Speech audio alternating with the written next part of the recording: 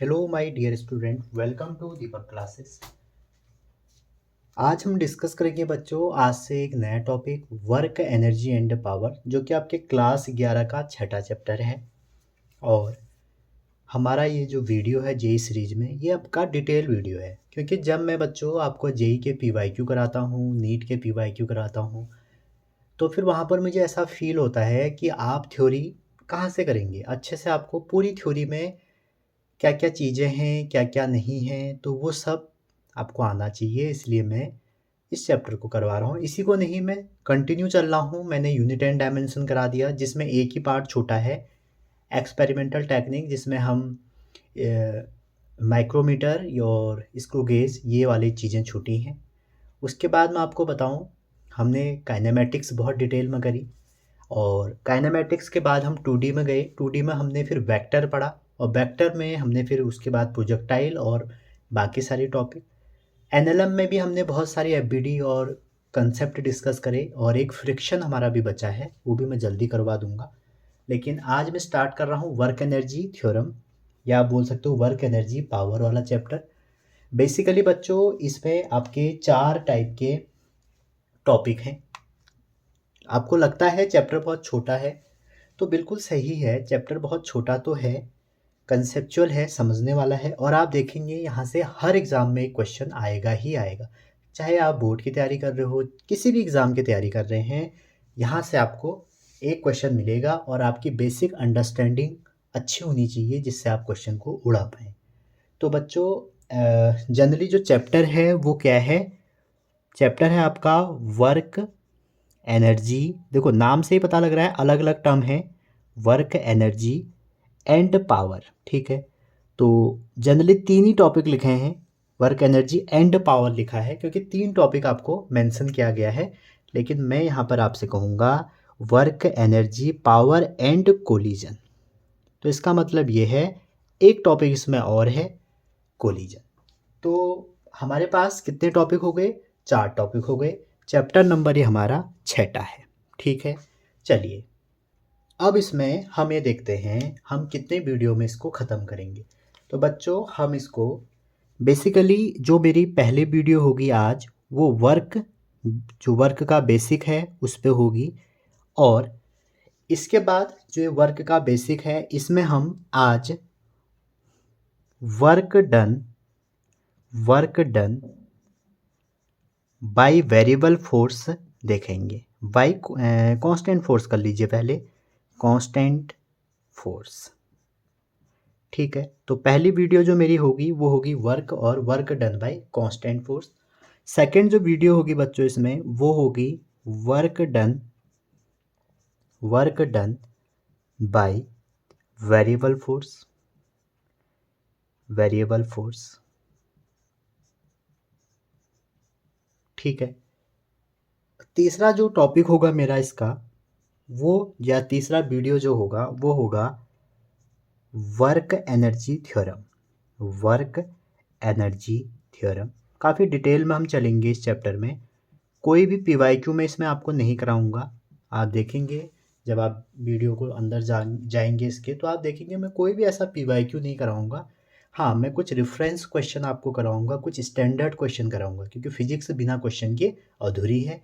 लेकिन जब हम जेई और उसके पीवाईक्यू करेंगे तो आपके लिए आसानी होगी, तो इसलिए इनमें क्वेश्चन तो होंगे, वो रेफरेंस क्वेश्चन होंगे। ठीक है, अच्छा जी, फोर्थ और सबसे इम्पोर्टेंट बच्चों वो है, जिसमें हम चलेंगे conservation of energy and momentum.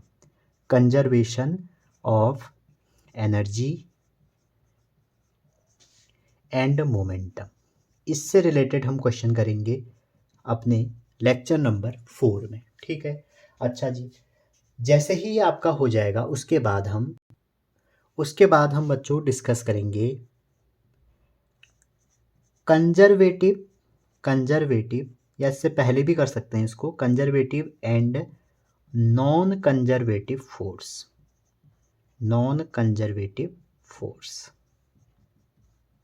ठीक है, अच्छा, कंजर्वेशन ऑफ एनर्जी में हम एनर्जी और ये सारी चीज़ें पढ़ लेंगे। उसके बाद जब ये हमारा हो जाएगा, एक वीडियो आपकी आएगी, जो छठी वीडियो होगी, पावर से रिलेटेड। तो इतने में हमारा चैप्टर वर्क एनर्जी पावर 6 में ख़त्म हो जाएगा। और उसके बाद बच्चों मैं 2 वीडियो लूँगा कोलिजन की, ठीक है। तो वीडियो या लेक्चर 7 या लेक्चर 8 जो होगा वो हम करेंगे कोलिजन के बारे में, ठीक है। इसमें हम कोलिजन की थ्योरी, कैसे हमारा elastic collision, non in elastic collision, perfectly in elastic, head on, ये सारी चीज़ें हम पढ़ेंगे और बहुत अच्छे से करेंगे।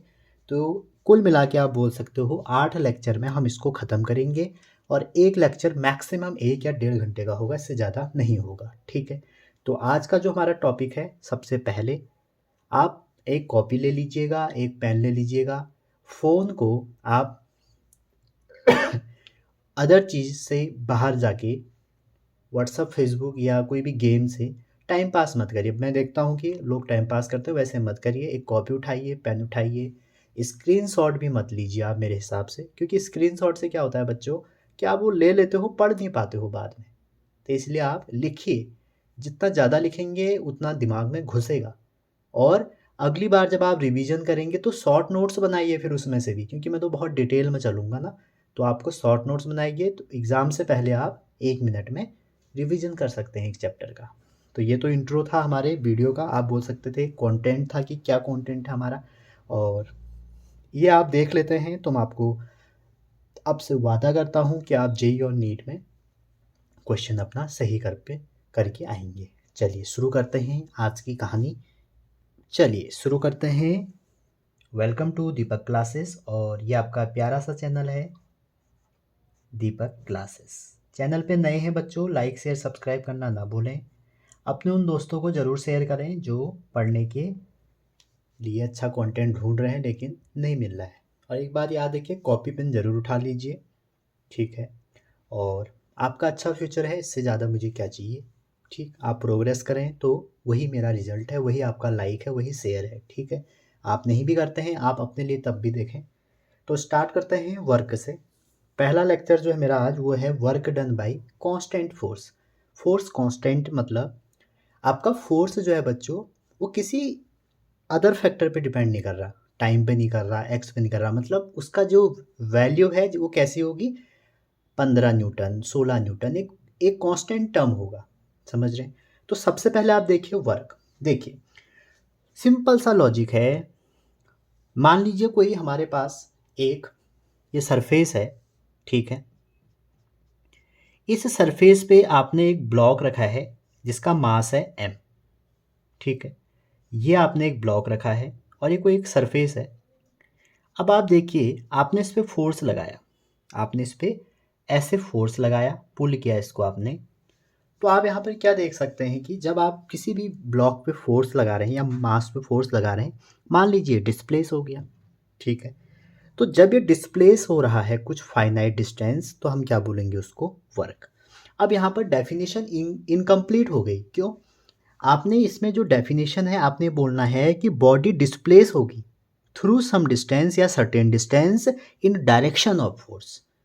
तो वर्क हमेशा डिफाइन कैसा होता है, इन डायरेक्शन ऑफ फोर्स, समझ रहे हैं। जिस डायरेक्शन में आप फोर्स लगा रहे हैं उसी डायरेक्शन में क्या होना चाहिए, ये ब्लॉक डिस्प्लेस होना चाहिए, समझ रहे हैं। अब मान लीजिए ये एक वॉल है और आप इस पे फोर्स लगा रहे हैं, इसका मास m है, ऐसे फोर्स लगा रहे हैं। आप मुझे बताइए क्या यहाँ पर कोई वर्क होगा, सोचिए। या एक फेमस एग्जांपल है, एक कुली है, वो अपने सर में सामान ले रहा है, ये सामान लेके चल रहा है, क्या यहाँ पर कोई वर्क डन होगा? आप खुद ही देखिए, इस पे फोर्स ये लग रहा है और ये डिस्प्ले से इस साइड को हो रहा है, मान लो या इस साइड को हो रहा है। तो इसलिए जो बेसिक डेफिनेशन है वर्क की वो क्या है, when a force applied on a body it displays through certain distance in the direction of force, ठीक है। तो हम इसकी डेफिनेशन लिखते हैं। तो ये इसकी आपकी डेफिनेशन होगी कि work is said to be done when a force applied on the body displays a certain distance in the direction of force। यहां पर जो इंपॉर्टेंट लाइन है बच्चों वो क्या है, in the direction of force, और कुछ डिस्टेंस होना चाहिए, और वो भी किसकी, फोर्स की डायरेक्शन में, ठीक है। अच्छा जी, एज डेफिनेशन आप कह सकते हैं कि सर जो वर्क है, क्या हम इसको फोर्स को अगर हम मल्टीप्लाई कर दें या गुणा कर दें डिस्प्लेसमेंट से, तो क्या ये वर्क डन होगा? तो इन फ्यूचर आप देखेंगे जो वर्क है उसका हम बहुत जगहों पर ये फॉर्मूला यूज करते हैं। बात आती है वर्क, तो वर्क कैसी क्वांटिटी है आपको पता ही है, वर्क आपकी स्केलर क्वांटिटी है, और स्केलर क्वांटिटी है, डायमेंशन कितनी होगी यहाँ से आप निकाल सकते हैं, फोर्स की होती है MLT-2 और डिस्प्लेसमेंट की होगी L, तो इसकी डायमेंशन होती है बच्चों ML2T-2। और अगर आप इसमें देखें जो हमारा वर्क है इसकी डायमेंशन और एनर्जी की डायमेंशन क्या होगी, सेम होगी। ठीक है, अच्छा जी, यहाँ तक आपको कोई दिक्कत नहीं हो रही होगी। ठीक, अगर आप NCERT खोलते हैं तो NCERT के पहले पन्ने में आपको वेक्टर समझा रखा है, वर्क के चैप्टर में वेक्टर समझा रखा है। ठीक है, जनरली मैं वेक्टर अलग से बता चुका हूँ इसलिए उसको डिस्कस नहीं कर रहा हूँ। अब यहाँ पर हम देखें, अगर ये तो था हमारा in the direction of force, तो NCERT में जो पहले के 2 पन्ने हैं वो वेक्टर दिखा रखा है, तो वेक्टर आप वहाँ से देख सकते हैं मेरी वेक्टर अलजेब्रा वाली वीडियो से। आप देखिए, सपोज ऐसा हो कि ये कोई सरफेस है, ठीक है, और ये जो मास है वो ये है हमारा m, इसका मास है, और आपने जो फोर्स लगाया वो ऐसे लगा दिया और किसी एंगल पे लगाया यहाँ पे, तो अब इसका जो डिस्प्लेसमेंट है कुछ टाइम बाद हमने देखा कि ये डिस्प्लेस हो गया और कहाँ पहुँच गया, थोड़ा आगे पहुँच गया। कितनी दूर पहुँच गया, कोई डिस्टेंस मान लीजिए ऐसे डिस्टेंस आगे पहुँच गया। तो जैसे ही ये ऐसे डिस्टेंस आगे पहुँचेगा बच्चों, तो आप कह सकते हैं कि वर्क कितना होगा। मान लीजिए ऐसे डिस्टेंस इसी सरफेस में यहाँ पहुँच गया, क्योंकि कोई सर्टेन डिस्टेंस है जो कि फाइनाइट हो गई, मान लीजिए ये s है। ठीक है, आप अपने नाम भी ले सकते हैं, d ले सकते हैं, ये तो वेरिएबल है।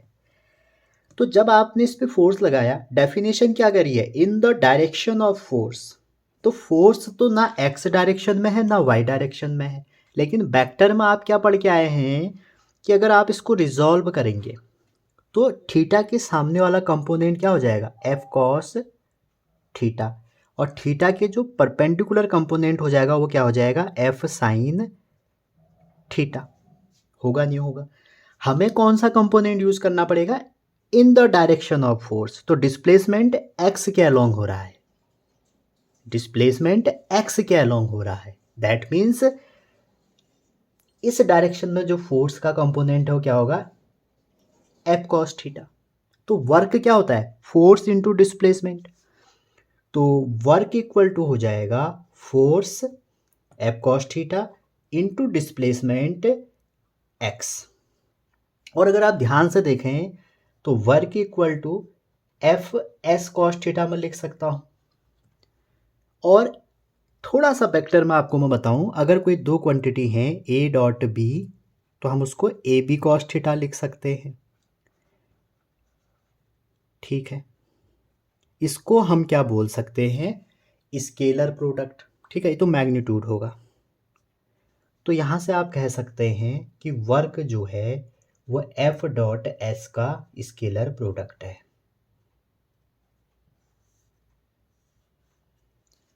तो यहाँ से एक नया फॉर्मूला बन गया जो कि आपसे एग्जाम में पूछा जाएगा कि बताइए वर्क कितना कितना वर्क होगा, एफ दे देंगे, एक्स दे देंगे, तो आपको डॉट प्रोडक्ट करना है बच्चों, और डॉट प्रोडक्ट जब आप करोगे तो आपको वर्क मिलेगा। तो आप यहाँ से ये बोल सकते हो work is scalar product of F and S.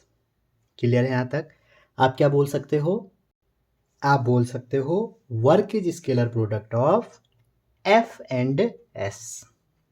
अच्छा जी, अगर आपने वेक्टर की वीडियो मेरी देखी होगी, अगेन वही बातें हो रही है, वो देखो वो देखो, मैं आपको बता देता हूँ। वेक्टर प्रोडक्ट की जो बेसिकली मीनिंग होती है वो होती है प्रोजेक्शन की। ठीक है, उसको समझते हैं, यहाँ तक आपका क्लियर हो रहा होगा। ठीक है, प्रोजेक्शन में जैसे हम देखते हैं कोई भी वेक्टर क्वांटिटी है आपकी, आप अपनी एनसीईआरटी देखिएगा, उसमें मान लीजिए कैसे है, मान लीजिए कोई एक वेक्टर ऐसे है, मान ये ए वेक्टर है और एक वेक्टर हमारा ये बी है और इनके बीच में जो एंगल है वो थीटा है। तो आपसे यहाँ पर मैंने अगर क्वेश्चन कह दिया कि बी का प्रोजेक्शन ए पे कितना है, ठीक है, मैंने आपसे कहा प्रोजेक्शन ऑफ बी ऑन ए, तो इसका मतलब है आप इसका प्रोजेक्शन निकालेंगे तो बी को ब्रेक करेंगे तो कितना आ जाएगा। इसका जो फॉर्मूला होता है मैथमेटिकली वो होता है A dot B over on A लिखा है तो जो भी होगा आपका ऑन ए वो आपका यहाँ पर आ जाएगा। तो जो प्रोजेक्शन है मतलब ये कितना इसका कंपोनेंट एक्स के अलोंग है, तो आप कह सकते हैं कि sir B cos theta X के अलोंग है, क्योंकि हमको वेक्टर ब्रेक करना आता है। तो आप बी कॉस थीटा इसके इक्वल करेंगे तो ए डॉट बी कितना आ जाएगा, mod A mod B cos theta. तो आप ये भी कह सकते हैं जो आपका स्केलर प्रोडक्ट है वो आपका क्या है, वो आपका projection of force on displacement. क्या है, projection of force on displacement. ठीक है, आपको पता ही होगा स्केलर क्वांटिटी है वर्क। अब यहाँ से आप थोड़ा सा देख सकते हैं, ठीक है, और अगर आप ये देख चुके हैं तो आप एनसीईआरटी में 6.1 एग्जाम्पल एक बार करके देखना। आगे चलते हैं। अब जो बच्चों आप देखें वर्क की जो यूनिट है वो दो टाइप से हम डिफाइन करते हैं। ये एनसीईआरटी में नहीं है लेकिन कई बार इससे क्वेश्चन आ जाता है, यूनिट ऑफ वर्क। तो बेसिकली जो हमारी वर्क की यूनिट है एक तो होती है एब्सोल्यूट यूनिट। क्या होती है, एब्सोल्यूट यूनिट। और दूसरी टाइप की जो हमारी यूनिट होती है उसको हम बोलते हैं ग्रेविटेशनल यूनिट। Gravitational unit. तो जो हमारी एब्सोल्यूट यूनिट है, कौन सी यूनिट है, एब्सोल्यूट यूनिट है, उसमें हम जूल को डिफाइन करते हैं। ये आप ये भी बोल सकते हैं जो एब्सोल्यूट यूनिट है इसको हम, इसमें एसआई यूनिट में जूल होता है। ठीक है, वहीं अगर सीजीएस यूनिट है, ये भी एब्सोल्यूट यूनिट है, तो इसमें हमारा अर्ग डिफाइन होता है। ठीक है, अच्छा जी, एब्सोल्यूट यूनिट का मतलब ये है, इसमें ये दो यूनिट आती हैं। ग्रेविटेशन में हम जो करते हैं वो एसआई के टर्म में केजी मीटर में डिफाइन करते हैं। ठीक है, और सीजीएस में वही अलग अलग टाइप की हमने यूनिट पढ़ी थी, यूनिट एंड डायमेंशन में ग्राम सेंटीमीटर डिफाइन करते हैं। यहाँ पर सिंपल सा फंडा है, फॉर्मूला याद रखना है, वर्क इक्वल टू होता है फोर्स इनटू डिस्प्लेसमेंट। फोर्स की यूनिट होती है यूनिट, फोर्स की यूनिट होती है न्यूटन और डिस्प्लेसमेंट की होती है मीटर। जब आप किसी बॉडी पर 1 न्यूटन फोर्स लगा के 1 मीटर डिस्प्लेस कर दें तो उसको हम बोलते हैं 1 जूल। जब किसी बॉडी पे आप एक डाइन, क्योंकि फोर्स की सीजीएस यूनिट क्या होती है, डाइन, डाइन फोर्स लगा के 1 सेंटीमीटर डिस्प्लेस कर दें तो उसको बोलते हैं अर्ग। वहीं यहाँ पे अगर आप 1 केजी मीटर वर्क कहेंगे, इसका मतलब है अगर आप किसी बॉडी पे 1 केजी वेट फोर्स लगा के उसको 1 मीटर डिस्प्लेस कर दें तो उसको हम बोलते हैं ग्रेविटेशनल यूनिट में केजी मीटर। और सेम ये भी हो जाएगा। ठीक, दिक्कत क्या आती है, जनरली आपको ये नहीं बताया जाता है, बहुत लोग नहीं बताते हैं। इसमें क्या होता है कि भी क्वेश्चन करते हैं जब हम, तो वहाँ पर ये यूज किए जाते हैं। ठीक है, तो आप देख सकते हैं, आपने ये रिलेशन तो पढ़ा ही होगा, जो 1 जूल होगा हमारा, 1 जूल में 10⁻7 अर्ग होते हैं। आप इसको निकाल भी सकते हैं by help of unit and dimension. ठीक है, वहीं अगर आप यहाँ की बात करें, जो मैंने केजी मीटर लिखा है, तो 1 केजी मीटर जो बच्चों होता है वो होता है आपका 1 केजी वेट इंटू 1 मीटर। ठीक है, तो इसको हम ब्रेक करेंगे तो 1 केजी वेट में होता है 9.8 newton into 1 metre into 1 metre. तो आप ये कह सकते हैं कि 1 केजी मीटर जो होगा आपका वो 9.81, आप 9.8 लिखिए, जूल के बराबर होता है। तो ये कई बार जेई में आपसे कन्वर्जन की यूनिट में आ जाता है। वहीं सीजीएस में अगर आप चलें तो यहाँ पर 1 ग्राम सेंटीमीटर जो होगा आपका 981 अर्ग के बराबर होता है। तो यहाँ पर आप ध्यान से देखिए कि ज़्यादा डिफरेंस नहीं है। इसको आप जूल में कैसे कन्वर्ट करेंगे ये आप देख लीजिए, बाकी तो बेसिक डेफिनेशन है। 1 न्यूटन लगेगा 1 मीटर डिस्प्लेस करने में तो 1 जूल कहलाया जाएगा। 1 डाइन लगेगा 1 सेंटीमीटर डिस्प्लेस करने में तो 1 अर्ग कहलाएगा। 1 केजी वेट 1 मीटर में लगेगा तो 1 केजी मीटर कहलाएगा। तो ये आप बना सकते हैं। कुछ आपके एनसीईआरटी में, क्योंकि हम कर ही रहे हैं, तो एनसीईआरटी से बहुत क्वेश्चन आपको पूछा जाता है जो मेरे नीट वाले बच्चे हैं, क्योंकि मेरे पे नीट वाले बच्चे भी थोड़े डिपेंड कर रहे हैं। और इवन अभी तो जेई में भी बहुत बेसिक क्वेश्चन पूछे गए हैं 2023 के शिफ्ट में। तो आप अगर एनसीईआरटी खोलेंगे पेज नंबर 117 पे आप एक अल्टरनेटिंग यूनिट देखेंगे, ठीक है। तो उसको भी मैं लिख देता हूँ। अल्टरनेटिव मतलब जो हम अपनी डेली लाइफ में बहुत ज़्यादा यूज कर रहे हैं। तो अल्टरनेटिव यूनिट जो होगी वो क्या होगी बच्चों, एक होती है अर्ग, जो कि अभी हमने देखा। तो आप देख सकते हैं 1 अर्ग बराबर कितना हो जाएगा, जब जूल बराबर 10⁻7 है तो ये -7 जूल हो जाएगा।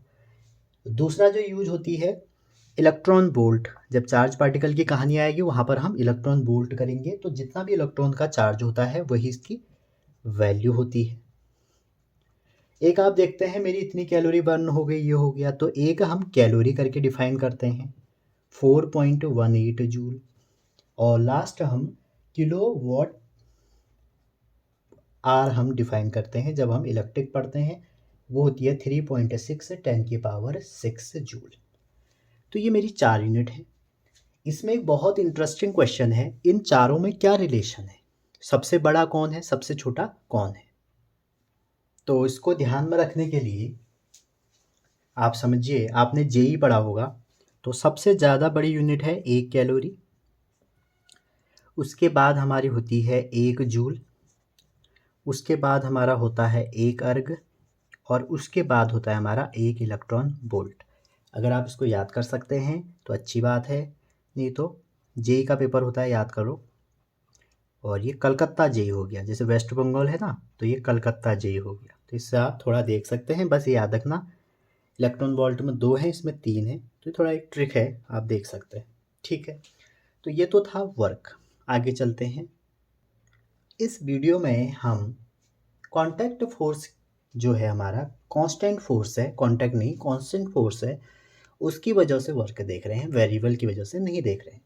तो बच्चों आप देख सकते हैं जो वर्क है आपका, वर्क इक्वल टू क्या है, F S cos theta. Value आप देख सकते हैं, एफ फोर्स है, एस डिस्टेंस है या डिस्प्लेसमेंट है, और कॉस थीटा आपका वो एंगल आया, ठीक है। यहाँ पर आप टाइप ऑफ वर्क डिफाइन कर सकते हैं इस फॉर्मूले से। तो तीसरा जो हमारा पार्ट है टाइप ऑफ वर्क, तो जनरली इसको हम अवॉइड करते हैं, लेकिन आप समझिए टाइप ऑफ वर्क में आप खुद ही सोचिए, थीटा अगर 90 से छोटा हुआ, तो जब थीटा 90 से छोटा होगा बच्चों, ठीक है, या आप इसको एक बढ़िया सा नाम दे सकते हैं एक्यूट एंगल होगा, तो कॉस थीटा क्या होगा, आपका कॉस थीटा पॉजिटिव हो जाएगा। एक बार कॉस थीटा पॉजिटिव हो जाएगा तो आप कह सकते हैं वर्क हमारा पॉजिटिव आएगा। दूसरा केस, अगर आपका थीटा 90 ही हो गया, तो फिर चाहे तुम फोर्स कितना भी लगा लो, डिस्प्लेसमेंट कितना भी कर लो, कॉस 90 कितना होगा, 0। और कॉस 90 0 होगा तो इस तो पूरे को 0 कर देगा। तो यहाँ पर जो हमारा वर्क होगा, ये तो पॉजिटिव वर्क था, ये वर्क हमारा 0 वर्क हो जाएगा। अगर हमारा वर्क, या आप बोल सकते हैं थीटा 90 से बड़ा है लेकिन 180 से छोटा हो गया, तो कॉस थीटा क्या हो जाएगा, नेगेटिव हो जाएगा, जिसको आप ऑब्ट्यूज एंगल भी कहते हैं। तो दैट मीन्स वर्क भी नेगेटिव हो जाएगा, क्योंकि इसकी वैल्यू यहाँ रखोगे तो नेगेटिव आएगा। तो ये हमारे 3 केस हुए, पॉजिटिव वर्क, 0 वर्क और नेगेटिव वर्क। अच्छा जी, अब हम इसके कुछ ऐसे एग्जाम्पल डिस्कस करते हैं जहाँ पर आप समझेंगे कि क्या हो रहा है। अब यहाँ पर आप देखिए, अगर 0 से लेके 90 तक होता है तो हमारा वर्क क्या होगा, पॉजिटिव होगा। और इस केस में आप तो 90 होगा। और यहाँ 90 से अगर 180 तक होता है, 180 के बराबर भी होगा तब भी नेगेटिव होगा। पहला जो मैं एग्जांपल आपको डिस्कस कर रहा हूँ वो ये है, मान लीजिए एक वेल है, कुआं है, ठीक है, और एक आप या मैं यहाँ से इस पर एक पुली लगी हुई है और यहाँ से एक बाल्टी को हम पुल कर रहे हैं, ठीक है। तो जब आप इस कुएं से बाल्टी को निकालोगे तो आपसे पूछेंगे कि वर्क डन बाय मैन कितना होगा। आप देखिए, आप इस केस में फोर्स ऊपर को लगा रहे हैं, डिस्प्लेसमेंट भी ऊपर को हो रहा है। यहाँ पर एक कुआं है जिसमें एक बाल्टी है, आपका फोर्स की जो डायरेक्शन है ऊपर को है क्योंकि बाल्टी तो ऊपर को आ रही है, और डिस्प्लेसमेंट भी ऊपर का है क्योंकि बाल्टी ऊपर को आ रही है ना। तो वर्क डन जो होगा, वर्क डन बाय मैन जो होगा, ठीक है, वो क्या होगा, पॉजिटिव। अच्छा जी, आगे देखो, अगर आप किसी स्मूथ प्लेन में चल रहे हैं, जैसे कि ये वाला एग्जांपल है, ये कोई ब्लॉक है और ये मास m है। अभी हम कांस्टेंट फोर्स ले रहे हैं, वेरिएबल नहीं ले रहे हैं। यहाँ से कुछ डिस्प्लेसमेंट होगा तो अगेन वर्क हमारा पॉजिटिव होगा। तो ये हमारा दूसरा केस हो गया। तीसरा, मान लो फ्री फॉल हो रहा है, हमारा फ्री फॉल हो रहा है, तो फ्री फॉल में बॉडी नीचे को गिर रही है, तो बाय ग्रेविटी अगर आपसे वर्क पूछेगा इन ग्रेविटी में तो वो भी पॉजिटिव ही आएगा। तो आप समझ रहे होंगे ना, थीटा 0 से इतने, ये तो डिपेंड करता ही है, इससे तो आप निकाल सकते हैं। एक आप ये निकाल सकते हैं, जब भी एफ और एस सेम डायरेक्शन में होंगे, 0 का मतलब यही तो हुआ, पैरेलल होंगे तो पॉजिटिव होगा। इसमें और भी कह सकते हो आप, जो हॉर्स कार्ट सिस्टम होता है उसमें वर्क डन बाय हॉर्स जो होगा, घोड़ा आगे को चल रहा है, डिस्प्लेसमेंट भी आगे को हो रहा है, वो भी पॉजिटिव होगा। आई होप इतने एग्जाम्पल काफ़ी हैं। नेगेटिव सीखते हैं पहले, या 0 ही सीख लो। अब देखो, पहला तो ये है, एक कुली है जो अपने सर में एक मास m को लेके चल रहा है और इस डायरेक्शन में चल रहा है। तो फोर्स बच्चों ऊपर को लग रहा है, डिस्प्लेसमेंट इधर को हो रहा है, एंगल कितना हो गया, 0। एंगल कितना हो गया, 90। तो वर्क कितना हो जाएगा, 0। दूसरा, वर्क डन बाय फ्रिक्शन जो होगा, ठीक है। अच्छा, अब ये तो 0 नहीं होगा ना, तो छोड़ दो इसको। अच्छा, दूसरा अगर आपसे कहें, मान लीजिए एक सर्कुलर मोशन हो रहा है, ठीक है, तो बॉडी मूव कर रहा है सर्कल में, तो यहाँ पर जो वर्क डन सेंटीपिटल फोर्स से होगा वो कहाँ को होगा। देखो, सेंटीपिटल फोर्स तो ऐसे लगेगा और वेलोसिटी या डिस्प्लेसमेंट ऐसे हो रहा है, तो इस केस में भी जो work done bye centripetal force जो होगा वो भी क्या हो जाएगा, 0 हो जाएगा। अच्छा, एक एग्जांपल और देख सकते हैं, आपने देखा होगा कोई सिंपल पेंडुलम का केस है, मान लीजिए मास m है, इस पर एक टेंशन ऊपर को लग रहा है और ये इधर को जा रहा है, ये ऐसे ही तो जिग जैग मोशन करेगा, ऐसे ऐसे। तो ये जो टेंशन है ये कितना फोर्स करेगा, जो टेंशन है स्ट्रिंग का सिंपल पेंडुलम में, वो कितना वर्क लगाएगा। तो बच्चों, जो टेंशन है आप देखेंगे ये इसका हमेशा परपेंडिकुलर आएगा, तो इस केस में भी 0 है। तो जो 0 वाला केस है काफ़ी इंटरेस्टिंग है। जैसे पहला मैंने आपको बताया, सर्कुलर ट्रैक में वर्क डन बाय सेंटीपिटल 0, दूसरा work done bye circular force centripetal force, ये 0। टेंशन के जो टेंशन है स्ट्रिंग का, ये भी 0, ठीक है।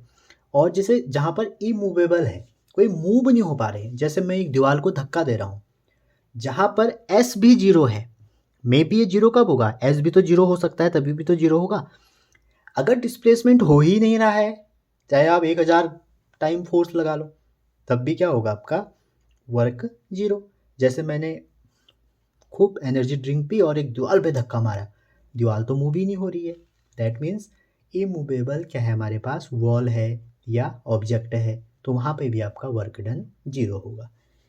नेगेटिव के बारे में बात करते हैं।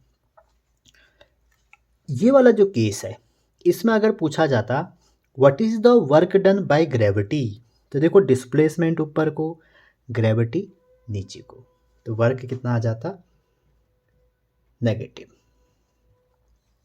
कूली या सॉरी आदमी ऐसे खींच रहा है इसको, कोई भी बंदा इधर से को खींच रहा है, लेकिन ग्रेविटी तो नीचे से लग रही है ना बच्चों, तो ग्रेविटी फोर्स कहाँ को, नीचे को, एस ऊपर को, तो जब फोर्स एंटी पैरेलल होगा एस के, तो आप क्या बोल सकते हैं, वर्क आपका नेगेटिव होगा। जनरली हम इतना ही जानते हैं और इतना ही पढ़ाया जाता है, आप इनको भी ध्यान में रखिए अगर आप मेरे से पढ़ रहे हैं तो, ठीक है। इसलिए मुझे बहुत, आपको सच में बताऊं, मैंने देखा कि यूट्यूब में सब यहीं तक चल रहा है। आप बच्चों जो वन शॉट है आपके लिए, वो रिवीजन के लिए है। जितने भी टीचर हैं यूट्यूब पे, वो वन शॉट से रिवीजन कराते हैं और आप उसी से पढ़ रहे हैं, तो सोचिए ज़रा कि आप कितने गहरे पानी में हैं। तो इसलिए अच्छे से थ्योरी पढ़िए, उसके बाद वन शॉट रिवीजन करते रहिए, जो भी पढ़ाएगा अच्छे से ही पढ़ाएगा। वन शॉट में कोई कंप्लीट पढ़ा ही नहीं सकता है, समझ रहे हैं। अच्छा चलो छोड़ो उसको। यहाँ पर एक इम्पॉर्टेंट, जो वर्क डन होगा बाय फ्रिक्शन, आप जानते हैं जो फ्रिक्शन का नेचर है वो अपोजिंग नेचर है, तो जो work done by friction, resistive force, ये सब क्या होंगे आपके, नेगेटिव होंगे। अच्छा एक और, जब आप ब्रेक लगाते हैं किसी गाड़ी में, तो work done by braking force is also negative work done, ठीक है, is also doing negative work done. Clear है यहाँ तक, आगे चलते हैं। अगला जो इसमें वो चीज़ है, मेथड है बच्चों, वो ये है, आपका जो वर्क डन है, आप समझ चुके हैं वर्क डन कब होगा, कब पॉजिटिव होगा, कब नेगेटिव होगा, ठीक है। अगर कहीं पे भी डाउट है कमेंट करिएगा, मैं सॉल्व करने की कोशिश करूँगा। तो बच्चों जो वर्क डन है, तो यहाँ पर आप कुछ पॉइंट नोट करिएगा कि जो एक्सटर्नल फोर्स हैं, ओनली एक्सटर्नल फोर्स जो बाहर से हम अप्लाई कर रहे हैं, only external force can change momentum, ठीक है। जो इंटरनल फोर्स हैं बच्चों, जो अंदर किसी बॉडी में लग रहे हैं, इंटरनल फोर्स आपका क्या करेगा, वो are cancel to each other. जब किसी बॉडी पे एक्सटर्नल फोर्स लगे हैं तभी वहाँ पे वर्क डन होगा, अगर कहीं पे इंटरनल फोर्स लग रहे हैं तो आपका वहाँ पे वर्क डन नहीं होगा, ठीक है। अच्छा दूसरी बात, मैंने आपसे अभी भी कहा कि जो वर्क डन है बाय फ्रिक्शन या जो भी अपोजिंग फोर्स हैं, उनका जो वर्क डन है, अब वो डिपेंड करता है। देखो फ्रिक्शन में अगर 2 ब्लॉक सिस्टम आ जाएगा तो वहाँ पे एक के ऊपर एक ब्लॉक है, तो वहाँ पे एक बार पॉजिटिव भी हो सकता है। जनरली एक मास सिस्टम में आप देखेंगे तो वर्क डन फ्रिक्शन का क्या होगा, पॉजिटिव, नेगेटिव होगा। जैसे आपने एक एनएलएम में देखा होगा, अगर ऐसे होगा तो फिर इसके लिए नेगेटिव हो सकता है, लेकिन इसके लिए पॉजिटिव हो सकता है। तो वर्क डन बाय जो फ्रिक्शन है वो क्या है, नेगेटिव होता है। क्यों, क्योंकि ये क्या करता है, यहाँ पर डिक्रीज हो जाएगा, या आप बोल सकते हो लॉस ऑफ काइनेटिक एनर्जी हो जाएगा, ठीक है। अच्छा जी, आगे हम पढ़ेंगे पोटेंशियल और काइनेटिक एनर्जी। अगर वर्क आपका पॉजिटिव है तो इसका मतलब ये होता है बच्चों कि जो पोटेंशियल एनर्जी है वो डिक्रीज हो रही है और नेगेटिव हो रही है। अगर आपका वर्क नेगेटिव हो रहा है, इसका मतलब ये है पोटेंशियल एनर्जी आपकी इंक्रीज हो रही है, दैट मीन्स पॉजिटिव हो रही है, ठीक है। आगे देखेंगे इसको। अब यहाँ पर देखिए काइनेटिक एनर्जी घट रही है तो एनर्जी तो कंजर्व रहती, पोटेंशियल घट रही है तो काइनेटिक बढ़ेगी, और यहाँ पर आप देख सकते हैं, ठीक है। तो काइनेटिक छोड़ दीजिए आप, काइनेटिक तो फिर नेगेटिव नहीं होती ना, आगे पढ़ेंगे, ये चीज़ आप ध्यान में रखना, ठीक है। अच्छा जी, आप एक चीज़ इसमें और देखिए, जो टोटल एनर्जी और मोमेंटम है किसी भी सिस्टम का, वो कंजर्व रहता है, आगे हम देखेंगे, लेकिन इंडिविजुअल का नहीं रहता, आगे देखेंगे, छोड़ दीजिए, इतना ही आप वर्क डन में ध्यान रखिए, ठीक है। अच्छा जी, पहला क्वेश्चन है बच्चों, आप क्वेश्चन करते हैं कुछ प्रैक्टिस ताकि आपकी थ्योरी और अच्छी हो जाए। एक फोर्स है, किसी मास पे एक्ट कर रहे हैं, जिसकी वैल्यू कितनी दी है, I + J, और आपसे पूछा जा रहा है डिस्प्लेस और डिस्टेंस 2I - के तो जो डिस्टेंस है या डिस्प्लेसमेंट है वो है 2i माइनस के, ठीक है, जिसे हमने एस से लिखा है। तो पूछ रहे हैं फाइंड द वर्क डन। तो बच्चों देखो, जब भी आपको force A I plus B J plus C K और displacement P I plus P J Q J plus R K दिया है, तो आपको यहाँ पर डॉट प्रोडक्ट का सहारा लेना पड़ेगा, एफ डॉट एस। यहाँ पे याद रखना जैसे माइनस कोफिशिएंट है तो ये माइनस माइनस का आर है, ये नहीं कि माइनस नहीं होगा, ये सब प्लस में होते हैं। यहाँ पर जो वैल्यू है वो -1 हो जाएगी, ठीक है, तो माइनस को कंसिडर करना है।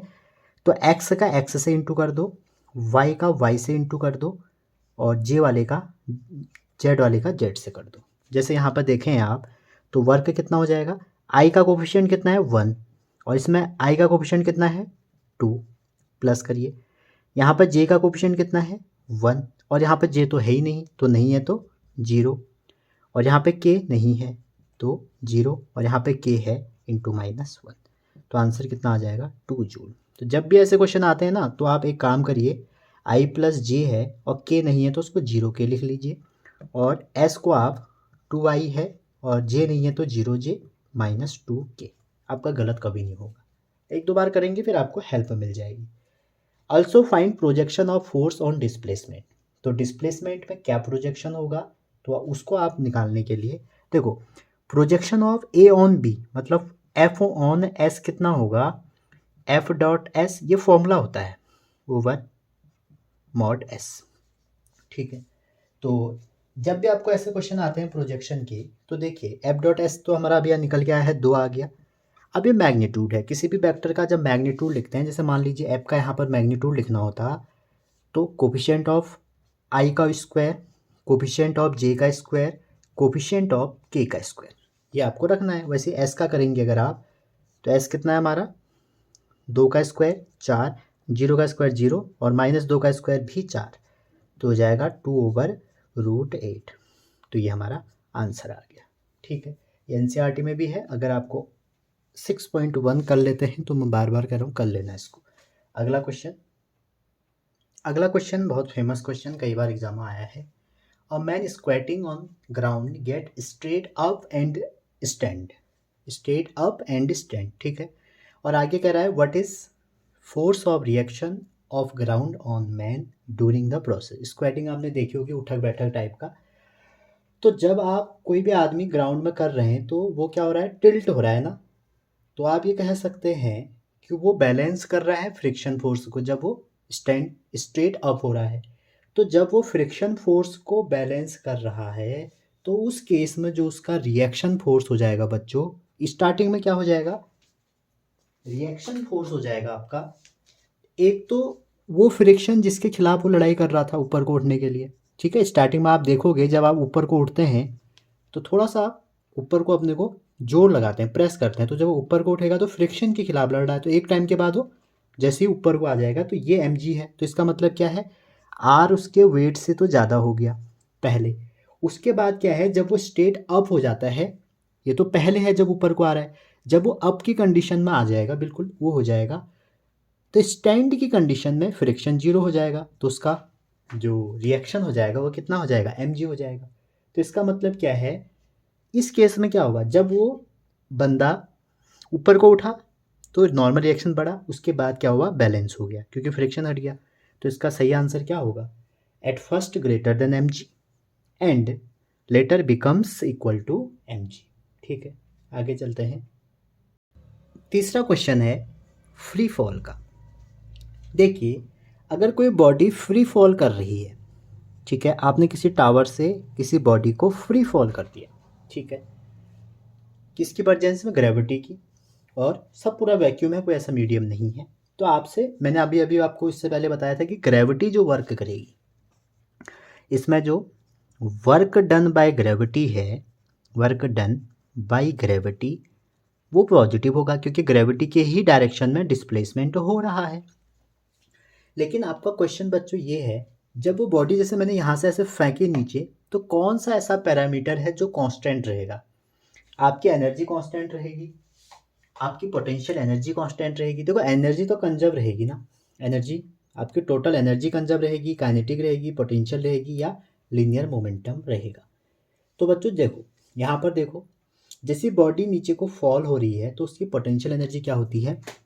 मान लीजिए यहाँ पर कोई बॉडी है, नीचे h हाइट से नीचे को फॉल हो रही है, तो यहाँ पर इसके पास पोटेंशियल एनर्जी है, तो जब ये नीचे को आएगी तो क्या होगी, आपकी डिक्रीज होगी।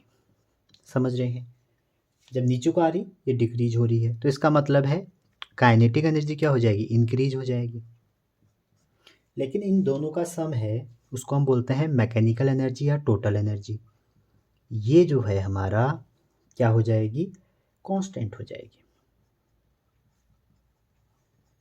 ठीक है, और इस केस में हमारी बॉडी पे कोई एक्सटर्नल फोर्स नहीं लगे। तो आपसे कभी पूछा जा सकता है कि फ्री फॉल में हमारा क्या कंजर्व रहेगा। अच्छा, एक कॉन्सेप्ट और अभी जे 2023 में आया था, आपने एक कंडक्टिंग स्पेयर को नीचे को फेंका और एक नॉन कंडक्टिंग को फेंका, तो कौन पहले पहुंचेगा। तो बच्चों नॉन कंडक्टिंग पहले पहुंचेगा। क्यों, कंडक्टिंग फोर्स पे एक डैम्पिंग फोर्स भी लग जाएंगे, एडी करंट प्रोड्यूस होगी। कंडक्टिंग है तो एडी करंट प्रोड्यूस होगी, तो उस पर एक डैम्पिंग फोर्स लगेगा जो उसका एम्पलीट्यूड को डिक्रीज करने की कोशिश करेंगे। तो इसलिए नॉन कंडक्टिंग जो हैं वो पहले पहुंचेंगे। ठीक है, आगे चलते हैं। अब ये क्वेश्चन है बच्चों, देखिए इसमें इतना बेहतरीन क्वेश्चन है, एफबीडी का यूज होगा। क्वेश्चन में कह रहा है आपसे M1 M2 दिया है, आपसे कह रहा है कि work done bye string on block of M2, मतलब इस पे निकालिए। ठीक है, during first second after the system is release. देखिए वर्क डन इक्वल टू क्या होता है, आपको पता होगा, वर्क डन इक्वल टू होता है फोर्स इनटू डिस्प्लेसमेंट। ठीक है, अच्छा जी, यहाँ पर आप ध्यान से देखिए, एक्सेलरेशन की मैंने आपको एक टेक्निक बताई थी, कई बार बताया है। एक्सेलरेशन कैसे निकालेंगे, दोनों मासों का डिफरेंस, आप देख सकते हैं एफबीडी, ज़्यादा जो होगा उससे डिफरेंस करेंगे, दोनों का सम इनटू जी। तो जैसे आप 0.72 में से ये घटाएंगे तो कितना आ जाएगा, 0.36, और नीचे आ जाएगा ऐड करके 1.08, 10 से इंटू करिए तो ये आ जाएगा 10/3। ये तो एक्सेलरेशन है। अब आपसे पूछा जा रहा है क्या निकालिए, एफबीडी निकालिए। ठीक है, तो जैसे ही आप इस पे लगाएंगे, इस पे देखें अगर, देखो M2G तो नीचे हो गया, M2G। ठीक है, टेंशन ऊपर को हो जाएगा, एक्सेलरेशन नीचे को हो जाएगा, तो इस पे जैसे हम लगाएं क्या आएगा, T वैल्यू क्या हो जाएगी, mg minus T equal to M A. मैंने ए निकाल के रख दिया, यहाँ पर ए रखता हूँ, M2 के केस में अगर इसको लगाऊँ तो टी निकल जाएगा, टी मतलब फोर्स निकल जाएगा, तो टी इक्वल टू कितना हो जाएगा, mg माइनस एम ए। तो ये हो जाएगा बच्चों, m कितना है 0.72, जी हमको 10 रखना है, माइनस m है 0.72 और g रखना है 10/3। ठीक है, g कितना रखना है 10/3। अच्छा जी, जैसे आप इसमें इसको सॉल्व करेंगे कितना आ जाएगा, ये तो आ जाएगा 7.2, ये आ जाएगा आपका 7.2/3, 7.2 बाहर निकालोगे 2.4, तो 4.8 न्यूटन। टेंशन आ चुका है, ए से हमने टेंशन निकाल दिया, टेंशन मतलब यही हमारा फोर्स हो गया। अब बचा डिस्टेंस, आपको कहा है कि first second after the system, तो S equal to U T plus half A T square लगा लीजिए, तो यू तो जीरो हो गया, तो S equal to half A T square निकाल लीजिए। ए आपने निकाला है 10/3, तो S इक्वल टू हो जाएगा हाफ इंटू 10/3, और फर्स्ट सेकंड मतलब 1। तो यहाँ से क्या होगा, इसको सॉल्व करिए, आपका कितना आ जाएगा 5/3। ठीक है, तो S निकल गया, फोर्स निकल गया, इंटू कर दीजिए, आपका आंसर आ जाएगा, क्योंकि दोनों सेम डायरेक्शन में, कॉस थीटा यहाँ पे 0 मतलब 1 हो जाएगा, थीटा 0 तो कॉस 0 1 हो जाएगा। तो ये अच्छा क्वेश्चन था, देखिए अगर आपको ऐसा पूछा जाता है। ठीक है, अगला क्वेश्चन देखते हैं एक और। अगला क्वेश्चन है, a particle move from this to this when a force 4i plus 3j is applied, और आपसे पूछा जा रहा है कैलकुलेट वर्क डन। तो बच्चों आप देखिए, मैंने फिर अगेन कह रहा हूँ, वेक्टर अगर आपका क्लियर नहीं है तो आप फंस जाएंगे। तो work equal to F dot S होता है, लेकिन यहाँ से यहाँ डिस्प्लेस कर रहे हैं, तो देखो जो पहला वेक्टर है, अगर ये R1 है, ये R2 है, तो आपको डिस्प्लेसमेंट निकालना है फाइनल माइनस इनिशियल। हमने वेक्टर में ऑलरेडी देखा है कि फाइनल टू इनिशियल कैसे निकालते हैं, 2 पॉइंट से एक वेक्टर कैसे बनाते हैं, तो मैं आपको स्ट्रांगली रिकमेंडेड कर रहा हूँ कि वो वाली वीडियो ज़रूर देखें। ठीक है, या आप सीख के आए वेक्टर, तो 4j plus 3k minus -2i+5j। तो आप इसको सॉल्व करिए तो कितना हो जाएगा, 2i माइनस माइनस प्लस हो जाएगा, 4j में से आप अगर 5j हटाएंगे तो कितना आ जाएगा, 4j में से 5j तो माइनस के j और k तो यही आ गया। तो बच्चों ये डिस्प्लेसमेंट है। फोर्स कितना है आपका, ये रहा। तो जब आप इसको सॉल्व करेंगे तो फोर्स है आपका 4i+3j। मैं बार बार कह रहा हूँ k नहीं है तो आप उसमें 0 करके कर लीजिए, और जब आप एक बार हाथ सेट हो जाएगा फिर मत करना। 2i माइनस j+3k, और जैसे ही वर्क निकालते हैं तो x का x से, तो 4 × 2 + 3 × -1 + 0 × 3, तो 4 2 जा 8, तो 8 में से आप 3 माइनस करिए तो कितना आ जाएगा, 5 जूल। कई बार जे में आ गया है, नीट में आ गया है, सिमिलर टाइप की प्रॉब्लम आपसे कई बार पूछे गए हैं। ठीक है, चलिए आगे चलते हैं। अब मान लीजिए जैसे कई बार आ जाता है कि मान लीजिए कोई मास m है और इस पे एक फोर्स इस साइड लगा है 3 न्यूटन का, ये कोई एक सरफेस है, और इस साइड एक फोर्स लगा है 4 न्यूटन का। ठीक है, 4 न्यूटन का। तो आपसे पूछ रहे हैं कि यहाँ से 5 मीटर के बाद इस दोनों फोर्स, इधर को भी लग रहा है इधर को भी लग रहा है, तो 5 मीटर के बाद इसकी पोजीशन m ये है, तो वर्क डन निकालिए। तो अब देखो बच्चों, दो फोर्स लगे हैं तो दोनों का रिजल्टेंट निकालना पड़ेगा। एंगल 90 है, तो आपने पैरेललोग्राम लॉ देखा होगा, अगर ये F1 है ये F2 है तो F की वैल्यू कितनी हो जाती है, F की वैल्यू हो जाएगी F1 स्क्वायर + F2 स्क्वायर, और आप ध्यान से देखिए इसके बीच में एंगल 90, तो 2F1 F2 cos ऑफ 90, और cos 90 0, तो हमारा जो इसका रिजल्टेंट होगा वो हो जाएगा √F1 square + F2 square.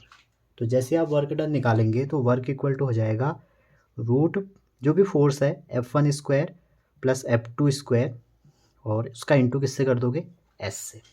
S कितना है, 5 मीटर, तो ये हो जाएगा √3 का स्क्वायर 9, 4 का स्क्वायर 16 × 5, तो हो जाएगा 25, 25 का 5 × 5 25 जूल। ठीक है, तो ऐसे भी आपको क्वेश्चन मिल सकते हैं, आपको हर टाइप के क्वेश्चन के लिए तैयार रहना चाहिए। ठीक है, अच्छा अगर मान लीजिए कभी फ्रिक्शन का केस आ गया, ठीक है, चलिए अगला एक फ्रिक्शन का भी डिस्कस करते हैं।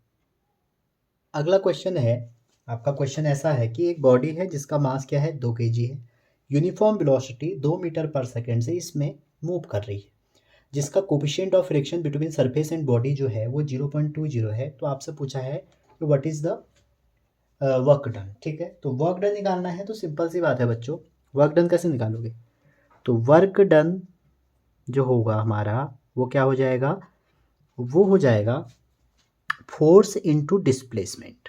सिंपल सी बात है, यहाँ तक तो आपको सभी को आता है। अब आप देखिए, आपने एक फॉर्मूला पढ़ा होगा, ठीक है। अच्छा इसमें एक चीज़ आप ये ध्यान रखें, आपसे पूछा गया है 2 मीटर पर सेकेंड से जा रही है, ठीक है, तो आपको एक फॉर्मूला पता होगा काइनेमेटिक्स में, speed equal to distance over time. तो स्पीड कितनी है, 2 मीटर पर सेकेंड, ठीक है, तो 1 सेकेंड में जो डिस्टेंस हो जाएगी, 1 सेकेंड में जो डिस्टेंस 2 मीटर पर सेकेंड से चल रहा है, तो 1 सेकेंड में कितनी डिस्टेंस हो जाएगी आपकी, 1 सेकेंड में जो डिस्टेंस होगी वो हो जाएगी, ये पर सेकेंड है, एस जो हो जाएगा वो हो जाएगा 2, ठीक है, ये तो 2 आ गया आपका, क्लियर है यहाँ तक। 1 सेकेंड में कितना आ जाएगा, 2 आ जाएगा। वर्क डन इन 1 सेकेंड पूछा है, फर्स्ट 1 सेकेंड। तो फोर्स क्या होगा, बात आती है फोर्स की, तो आपको पता है यहाँ पर जो फोर्स लगेगा इस बॉडी पे वो कितना लगेगा, फ्रिक्शन है यहाँ पे, तो फ्रिक्शन है तो क्या लगेगा म्यू आर, और आर को आपने ब्रेक किया होगा तो म्यू आर इक्वल टू क्या हो जाता है, एम जी हो जाता है इंटू एस। तो यहाँ पर म्यू रखिए, एम रखिए, जी रखिए, एस रख दी, क्योंकि जो फ्रिक्शन लगेगा वो इस साइड लगेगा, ठीक है, ये हो जाएगा। और 1 सेकेंड ये मान लो यूनिफॉर्म वेलोसिटी चल रहा है और ऊपर को नॉर्मल रिएक्शन हो जाएगा, तो R equal to M G हो जाएगा, और फ्रिक्शन का वैल्यू क्या होता है, म्यू आर। तो ये कुछ क्वेश्चन थे बच्चों जो हमने डिस्कस किए। एक और कर लेते हैं चलिए। अगला जो क्वेश्चन है वो ये है, आपको वर्क डन निकालना है। ये ए से गिनना शुरू हुआ कोई बॉडी और आपसे कहा कि बी पे वर्क डन निकालिए। ठीक है, मैं लिख नहीं रहा हूँ ज़्यादा क्वेश्चन। आपसे क्वेश्चन में कहा गया है कि एक मास स्लाइड हो रहा है नीचे को, तो इस बी पे, और ये स्मूथ है, इसमें फ्रिक्शन रिक्शन कुछ नहीं है, तो स्मूथ है तो फ्रिक्शन नहीं होगा। आपसे पूछा है कि ये मास यहाँ पहुँच गया है तो इसमें कितना वर्क डन होगा। देखो बच्चों, एफ आपको आनी चाहिए। आप इतना ध्यान रखिए, एफ नहीं आती है तो आप यहाँ पर लगाइए। जनरली जो ये इंक्लाइन प्लेन का सिस्टम है विदाउट फ्रिक्शन, तो एक्सलेशन कितना होता है, जी साइन थीटा। ये बात आप ध्यान रखिए, ठीक है। और फ्रिक्शन के केस में भी माइनस करके म्यू आर लगा दीजिए, आर कॉस थीटा करके माइनस कर सकते हैं। अब आप यहाँ पे देखिए, अभी तो हमारा स्मूथ सरफेस है, तो वर्क इक्वल टू क्या हो जाएगा, एफ डॉट एस। तो ये हो जाएगा एम ए इंटू एस, कितना है 10 है, तो एम हो गया आपका 15, ए रख दो जी हो जाएगा 10 साइन 30, और एस जो है हमारा वो भी 10 है। ठीक है, समझ रहे हैं। एफ एस होता है, F equal to M A होता है, न्यूटन का सेकेंड रूल। तो आप देखिए एम कितना हो गया, एम हो गया आपका 15 kg, ए जो है जी साइन थीटा, तो जी की वैल्यू रखिए 10, साइन थीटा मतलब साइन 30, तो ये एज इट इज़ मैंने उठा के रख दिया यहाँ पे। अच्छा जी, और इसके बाद एस जो है कितने डिस्टेंस पे निकालना है, 10 मीटर पे, तो 10 रख दीजिए। सॉल्व जैसे ही करते हैं बच्चों, इसको क्या क्या हो जाएगा, 5 2 0, और साइन 30 होता है आपका हाफ, तो इसको सॉल्व कर लीजिए, आंसर आ जाएगा। 2 0 से काट दीजिए, 7 5 डबल 0 हो जाएगा। ठीक है, तो इतना हमारा जूल हो जाएगा। तो डिफरेंट डिफरेंट केस में हम क्या कर सकते हैं, अपना इसको डील कर सकते हैं। तो आज की वीडियो में इतना ही। आज हमने डिस्कस किया जो आज का था, work, what is the work, type of work, unit of work, और उसके बाद हमने डिस्कस किया वर्क बाय कांस्टेंट फोर्स। यहाँ पर आप देख रहे होंगे फोर्स की एक वैल्यू फिक्स वैल्यू थी, वही हमने आज डिस्कस की। कल जो हम करेंगे बच्चों अगली बार, वो हम करेंगे वर्क बाय वेरिएबल फोर्स। तो वेरिएबल फोर्स से कितना वर्क होगा, ये चीज़ें हम देखेंगे। और अगर आप चैनल पर नए हैं, लास्ट बार एक बार कह रहा हूँ, और तो चैनल को लाइक शेयर सब्सक्राइब अपने दोस्तों को भेजिए। और जहाँ पर नहीं समझ में आए आप डाउट मुझसे पूछिए, डिस्क्रिप्शन पे व्हाट्सअप नंबर है, आप हमारी टीम को व्हाट्सअप कर सकते हैं अपना डाउट, हम बहुत जल्दी उसका जवाब देंगे। Thank you.